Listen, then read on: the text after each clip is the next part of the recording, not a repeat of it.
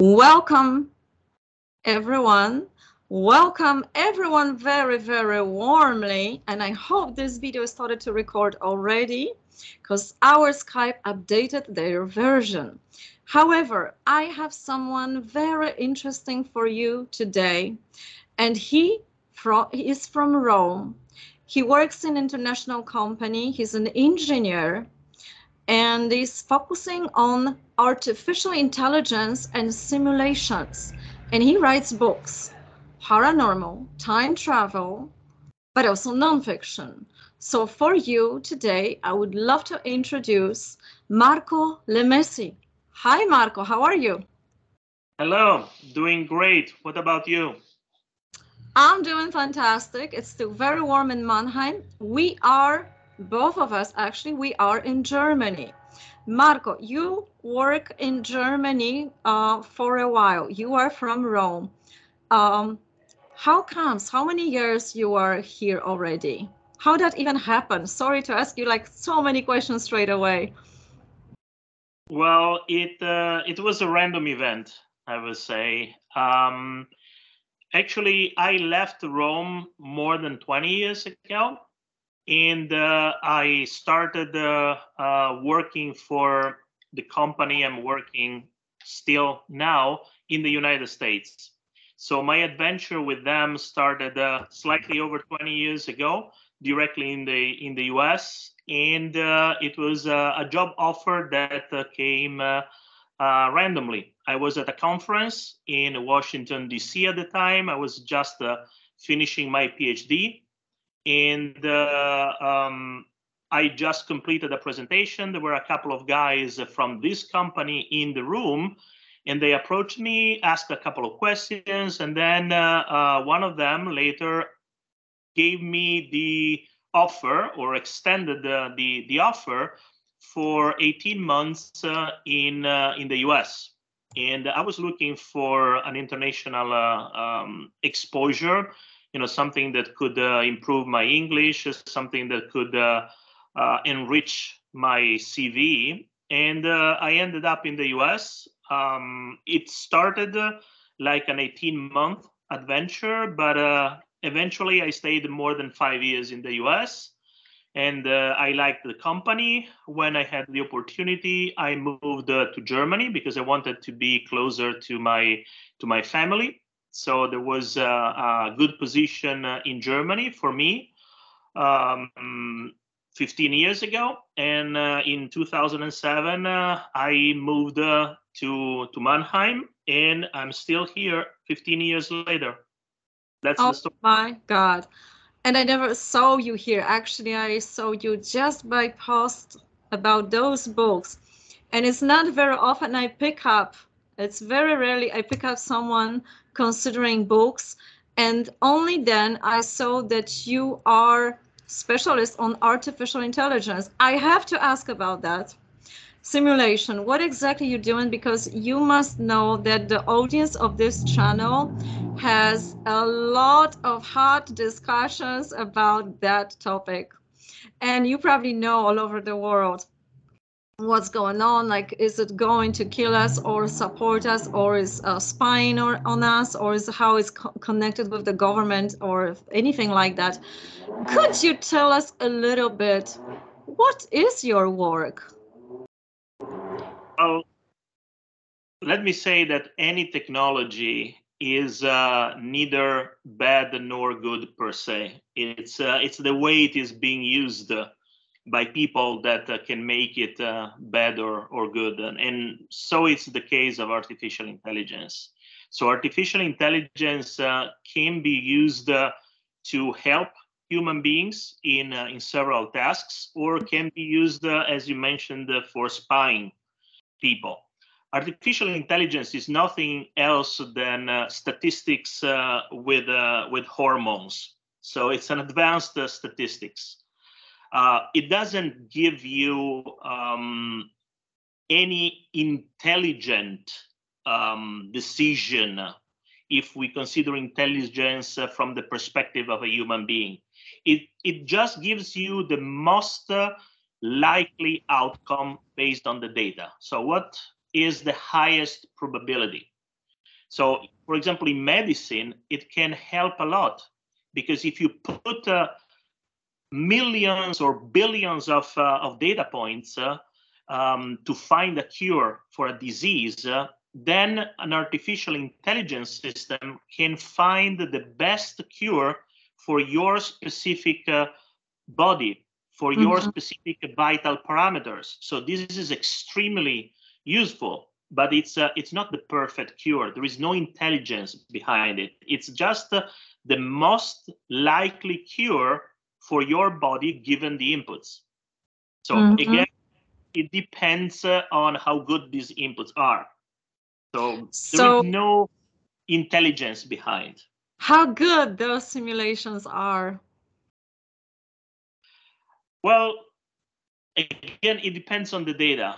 If the data is reliable, is accurate, then you can have, depending also on the size of your database, of your sample, you can have a very high probability, precision in accuracy in the results that you can get. In a lot of cases, it's over 90%, sometimes over 95%. But again, this depends on what is your task. If your task is to predict the probability that an ad on the web will generate sales, you could be okay also with 80%. If the probability of steering an autonomous car on the highway, then maybe not even 99% would be acceptable, because you don't want to have a crash every 100 passes that you make. So it depends. Right. How your company or any other companies, because you probably know, is preventing that technology to get into wrong hands? Like suspicious politicians with their governments? Well, my company is not related to governments, so all our technologies are not, let's say, are not easy to be used for nefarious or malicious purposes. Okay. I can relate to your work as an author, because, if I would be working in such a company, I think my imagination would go really wild. And I can tell already, I didn't read your books yet because I just recently found out about them. But that is peculiar and very interesting that someone who is in the field of engineering and so much into science, into something that's realistic, writes about paranormal, supernatural, and time travel, because my mind would go instantly into, okay, what can go wrong here with destroying the world of artificial intelligence? We have plenty of movies about it, of course. Is your work anyhow inspired? Is your work inspiration to write your books in any way? Like, you go to work, you're working on those, I don't know, maybe, because I cannot imagine your process of working, but you go there, maybe you do mundane tasks, I don't know, and then all of a sudden something comes to your mind, you can't stop typing, you writing about it. Like, what can happen here? No, for my novels, the inspiration coming from my work is very, very limited. There are a couple of references to machine learning algorithms and computer vision, but it's marginal, I would say. My work has been, of course, more inspirational for the nonfiction book that I wrote, the third one, which is titled "Serve to Lead," and it is about servant leadership. And servant leadership is a philosophy that I've always admired. I've always tried to apply in my style of leadership, and also I tried to encourage in other people, in my team members, so the leaders of the future. I strongly believed in that. So from that point of view, Serve to Lead, that book was completely inspired by my work as a leader in the company. But the two novels are mainly inspired by my passion. You mentioned I'm from Rome. I was born in Rome. I lived in Rome until I was 29. So I breathed the archaeology of Rome, the history of Rome, the art of Rome. I've always been passionate about Roman and also Greek history. So this was the main inspiration for my books. I wanted something that was related to history, to art, to the locations of Rome, but also had a strong scientific background. So when I describe, the time travel and all these scientific, technological details in the books, I try to be as precise as possible. So it's, let's say, it's a book based on history and archaeology, but written by an engineer with a scientific background. So it's a mix of the two. It's an interesting mix. Let's dive into the plot of your book. So we know that the inspiration is from Rome. There is a lot to see there. Did you have that when you were walking along those archaeological places in Rome, that whether you were there, you touched something, or just by being in the place, the story occurred to you in your mind? How that happened that you started to write about it? Something happened, but I have to say that actually the first inspiration for the book I didn't get in Rome, but on the island of Santorini. When I was there several years ago on vacation, and maybe you know, but Santorini is believed by some to be the mythical Atlantis, so the island of Atlantis. And so I had this initial vision of a story. What if Santorini is Atlantis? What if there could be some archaeological mystery that links today, the world of today, to the world of Atlantis 36 centuries ago? And this is how the things started. So the story starts on Santorini, continues on the island of Crete, and then is mainly developing in Rome. And the whole point behind the story is the question, what if? So I thought for quite a number of years. I had this idea in mind for many years, but never had the time to write about it.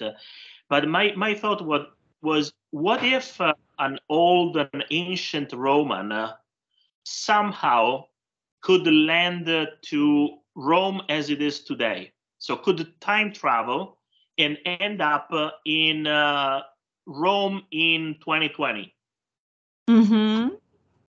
React to the situation? How would he react to seeing computers, smartphones, cars, traffic lights, electricity, airplanes, all these things? What would be the impact on him? And then what if he could come back? What if he could go back to his time with some knowledge from today's world? How could he change the history, knowing what is going to happen in the future? So this is the main idea behind the plot. of changing history and its sequel, which is called the predestination. Right. That's a dangerous question, because what if this time travel changes the destiny of the world because of the man did some changes? So how did you go about it? To not burn the whole plot? What is it about in a nutshell? Is it about this time traveler and to Yes. make decisions by him? What happens is that on the island of Santorini, a strange old archaeological artifact, a sort of ring, a giant ring, a portal is found. And this happens to be a time portal, which can be activated using some of the symbols that are found on the disc of Phaistos. Now, the disc of Phaistos really exists. The disc of Phaistos is in the archaeological museum on the island of Crete, and it has quite a number of symbols that so far, up to today, nobody was able to interpret. So still nobody understands what this disc is for. I wish you have a picture of this right now so we could show it, but we probably will Google it later. Yeah, you can find a lot of pictures. So I tried to interpret some of the symbols in the way, of course, that made sense for the plot. And basically, I used this existing artifact, the disc of Phaistos, as a sort of map to activate the time portal. And I don't want to burn the plot too much, but the portal is activated. Some people from the present are being sent back to ancient Rome. And then something happens in ancient Rome to these people, but they manage to come back to the present. What they don't realize is that when they come back to the present, there is another person that travels with them. And this is a Roman legionary who ends up in today's Rome completely lost. And most of the first book is Changing History is about chasing this guy. So finding him and somehow sending him back. Because sending him back is the only way not to change the history, not to change the future. And the sequel, Predestination, deals with the changes that this guy has caused to the future, how he has changed the history, and the attempt from the people from today to go back to the original timeline. What do you think, if you would have such a machine now or portal, would you go through? It's a good question.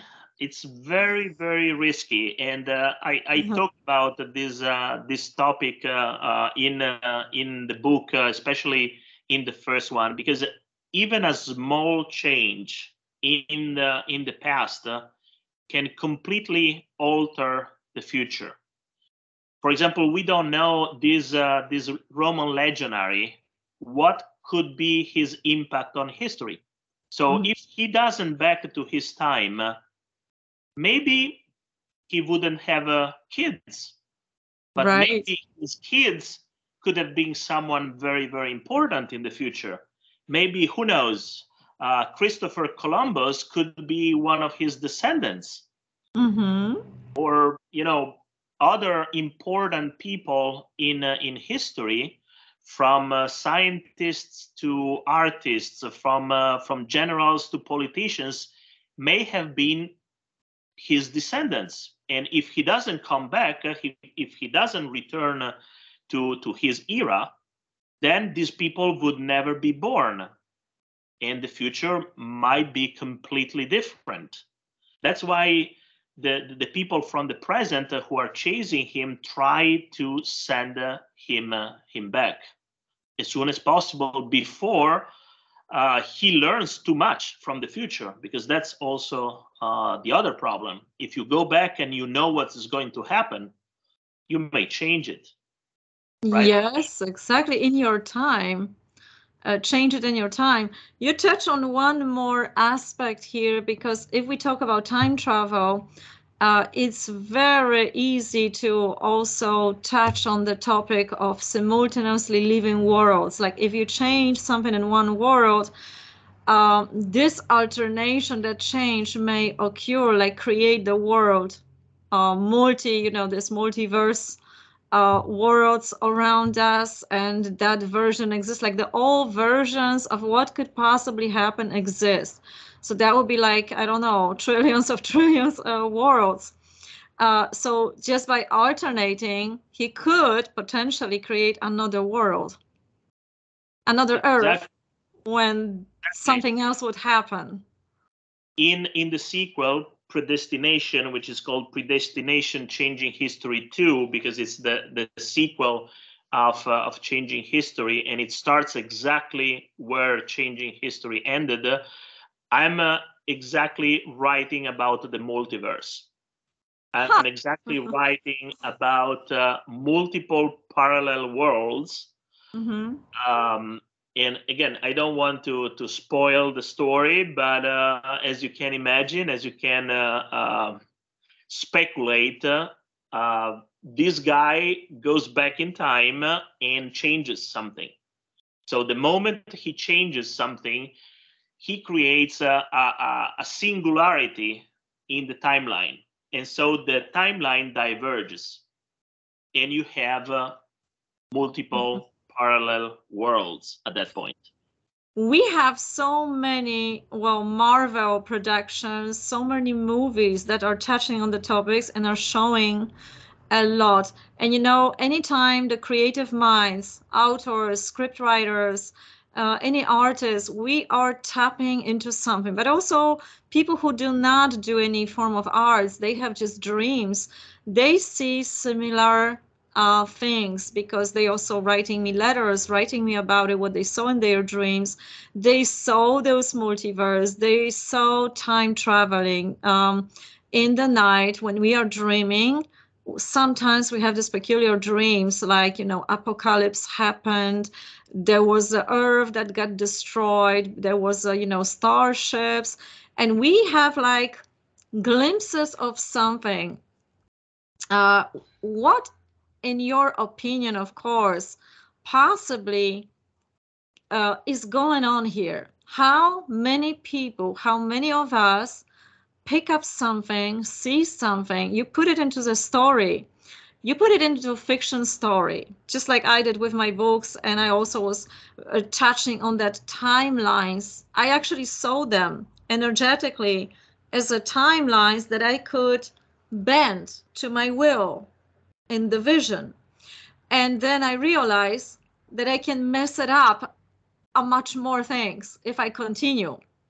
So that is an interesting thing, that we can change things and we don't know what will happen because we don't go that far in our predictions. We see glimpses. But what, in your opinion, that means about our humankind, or whoever we are in this universe? Why we see this?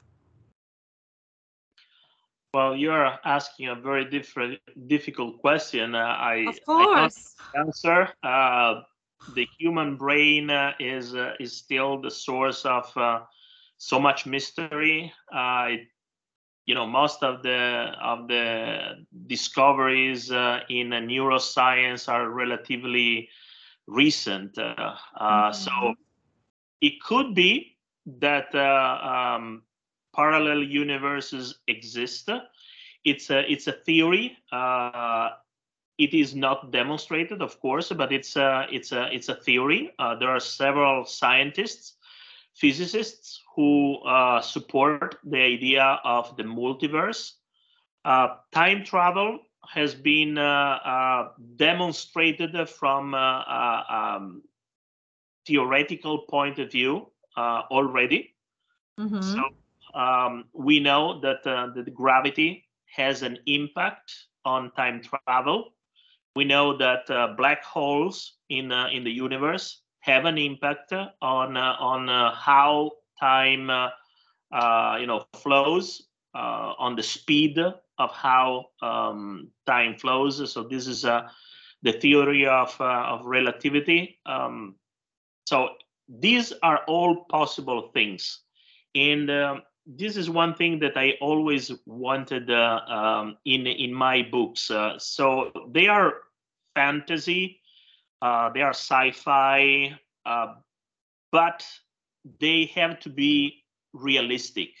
People need to be able to believe. That's why I wanted a strong scientific background. The multiverse is a theory, but it is a scientific theory. It's not just a dream. Has a strong scientific foundations. Same thing, time travel, and also all the locations and all the events in the two books are described extremely precisely in a realistic way, in the sense that most of the events take place in Rome. I know exactly the places, so I received messages from readers from around the world who traveled to Rome, and after reading the book, they went to the locations and they were surprised to see that everything is exactly how I described. So it's precise, it's realistic, because you have to believe in the story. It has to be credible. You know what I mean? Yes, but is it such a fantasy after all? Because it has a strong scientific background. It's easy maybe to believe, but also those who do have sort of only dreams, they see what you write about. They saw it, and they can connect to your story because they experience that in their dream, their visions, or so-called, psychic channelers, like Dolores Cannon, who was claiming she was talking to Nostradamus, who was living, of course, before. However, there was one more theory that in the end, creating those multiverses, it doesn't matter because everything already happened anyway. So basically, there's this theory that we can reincarnate back in time. So basically, now we live in 2022, but let's say if following this theory that the soul chooses time when wants to be born and where, we could go back to, I don't know, ancient Rome and incarnate there. And according to that, if I follow that theory for a second, what if you are a collector of those experiences, and you were in those places in different time, and now you brought it into story because that's the greatest time to let people know about it. That's an interesting point of view. I cannot exclude anything, but I like what you just said. What if doesn't matter and it already happened? This is exactly the topic of predestination. So how free are we in our decisions, in our actions? So it's this dilemma of, are we predestined to do something? Is it already written what we are going to do, or do we have a free will? So it's this dualism between decision and predestination. choice and fixed destiny, natural and supernatural, human and divine. Transhuman. What? Or transhuman. Or transhuman. So this is the main thing at the basis of the second book. So how are we really free in our actions, in our decisions, and how much it is already predefined? How much we are just following a path that someone else has drawn for us? One of the paradoxes. So one thing that the readers experience reading the books is that past, present, future, they lose their meaning. You don't know when things happen. So the future may happen before the past. So everything becomes a relative concept when people start having the possibility of traveling in time. So you have someone who is old in the future, goes back in time, maybe 2,000 years, and then travels back to the future. So there are a lot of time jumps like this. And there are many, many time paradoxes in the book. You know, objects that are used before they are created, or children that are older than their parents, and things like this. Yes, absolutely. But what do you think personally? Is it all possible? How do you approach it? Because, you know, you write it and you do believe in the story. You are connected with the story very much. We do, all of us, you know, when we create something, we are connected to our creation, whatever that is. Is it a book or a painting or movie? So we do believe in some way, because then it is authentic. So there is some truths that you bring through this story to humankind. When I ask you today, what's your truth that you bring forward? What would that be? I don't know if I would say truth, but there is a strong possibility. It's something that is possible from a scientific point of view, could happen. And you know, I like to think that something like this could happen. I like to think that someday time travel could be possible with, of course, the limitation and the caution that is needed not to alter history in a dramatic way, because the consequences could be catastrophic. But I love to think that what I wrote in the book could be a real story somehow. I like to see that in one of these alternate worlds, things are happening the way I described in the books. Well, before we jump into time travel, in reality, I wish the first would be teleportation, because that would, you know, be so much easier for all of us to travel without that unnecessary stress around, right, and waiting at the airport. So I'm still waiting for that one. But coming back to this destination, predestination, and free will, what do you think? Because, of course, we have all theories. We have astrology that explains that in so many ways. What's the difference? How to navigate through that? What is possible? What is not so much possible? But what do you think? Are we predestined, or how much of the free will we do have, in your opinion? Another difficult question. I think that we are not completely free to choose our future.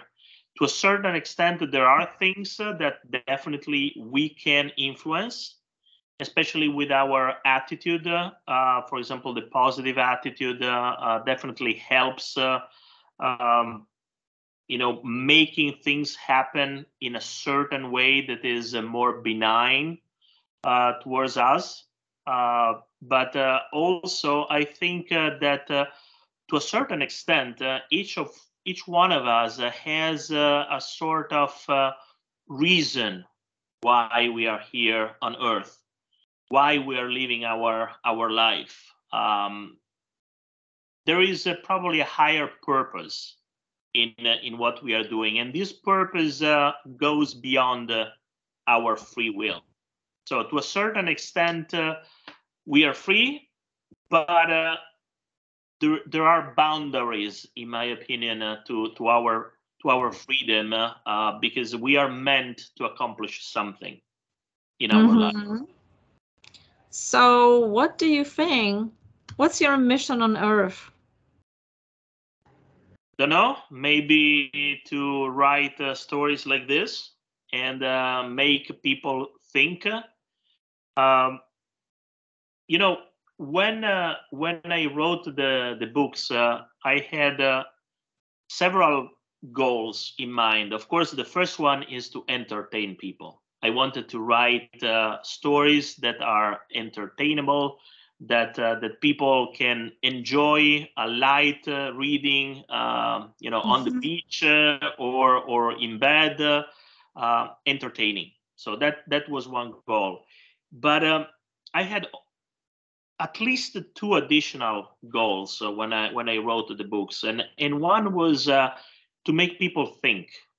So I'm touching several topics in the books, like the time travel and the consequences of even small changes to the line of events, to the timeline of events. I'm touching the concepts of free will versus predestination, how free we are. I'm touching the concepts of freedom, how our freedom is related to the freedom of the other people. So how the actions that we can take may limit the freedom of the others. So I wanted not to answer these questions, but I wanted people to think. So the books can, yes, be entertaining, can be a light reading, but can also go, a layer deeper, make people think about these concepts and maybe, investigate a little bit more. And then my third goal was also to share with the readers some of the history and culture and archaeology of my city. So that's why I described a lot of things in detail, and I spent quite an amount of time in describing how the Romans lived. So I spent time describing their houses, their clothes, their jewelry, what they were eating, when they were eating, how their cities were organized, how the streets, the roads were built, how their ships were built. So there are a lot of things in the book that can be useful to learn more about Rome, about Greece, and in general about ancient civilizations. So I know that it has been adopted, used in a couple of schools, also one here in Germany, to teach kids about ancient history. Oh, fantastic. So it's educational, thought-provoking. It is also, yes, educational and thought-provoking, yes. But entertaining is the main thing. So I don't want people to think that this is a history manual. I'm not teaching anything. It's just a book that you can entertain, have fun with the story, and at the end, if you learn something new, something that you didn't know before, good. I'm happy. All right. In that case, where people can get a copy of your book, where is it? It is on Amazon, on all Amazon platforms. In Germany, it can be ordered by Thalia. In the United States, by Barnes & Noble and Walmart. In Italy, by Giunti. So it's not everywhere, but it can be found. Let's say if you search on the internet, you can find it relatively easily. Okay, so for everyone who would like to read Marco's books, we will provide you a link below this video so you can have easy access to those links that Marco, you think it's most maybe popular or people have easy access to. You probably won't find everything everywhere, but definitely we give you Amazon link and Marco will decide what next. Marco, is there anything you would like to share with us today? Something more about your books? I know that you're also interested in supernatural, paranormal. So it's just an idea that I have. I've not written a single line yet, but in my future writing projects, there is also a book about reincarnation. Okay, so be a topic that you and your audience could be also interested in. Definitely we are. As much as we are in time travel, of course, because these topics are really something that also I love, and also the people who are gravitating to this channel, they love this kind of stories as well. So I thought that could be something for everyone to check. So thank you for today, for this lovely conversation with you, thought-provoking too. And I invite everyone to Amazon, get your copy, get a copy for Christmas for your friends. And let us know under this video, or maybe in reviews on Amazon page, because Amazon always loves reviews for the algorithm, of course. What are your thoughts, your feelings, your opinions, and how Marco's books brought you a new perspective in your life? Thank you very much, Marco. Thank you for coming to the show. Thank you so much for inviting me and spending your time with me tonight. Thank you so much. Till the next time, and see you maybe in reality one of these days. Hopefully. Thank you. Thank you, everyone, and see you next time. Bye-bye. Bye-bye.